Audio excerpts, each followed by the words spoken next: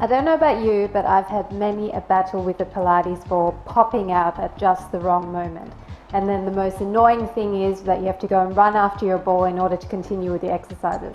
So I've decided to make a short little video to help you take some air out of your ball, as this is probably the best way of keeping it in place. Now, as you get stronger or as you get used to it, you might be able to pump the air back in. But to start off with, I would suggest have a really squishy, soft ball, because it makes it a little bit easier when you're starting out trying to keep that ball in place. So what you need is a needle that is very large with a big eyelet. This is actually a wool needle, which you should be able to get anywhere that you can buy all the haberdashery and sewing kits. So hopefully you can get one. And what you need to do is get the ball and find where the little hole is and stick the eyelet end of the needle into the hole.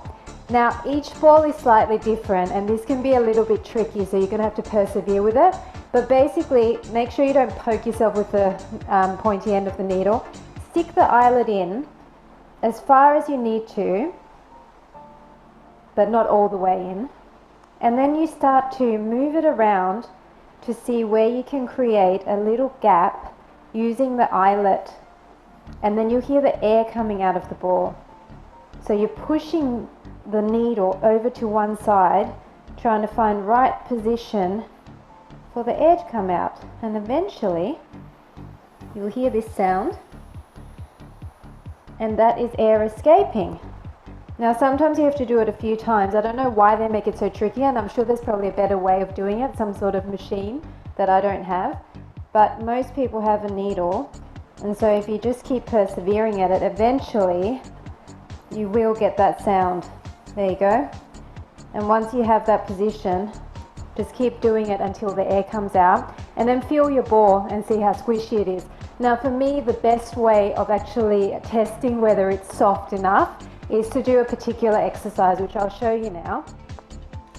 So what you do is you put the ball behind your knee and squish it in there, and then I like to just put my leg up as high as possible and press in on the ball.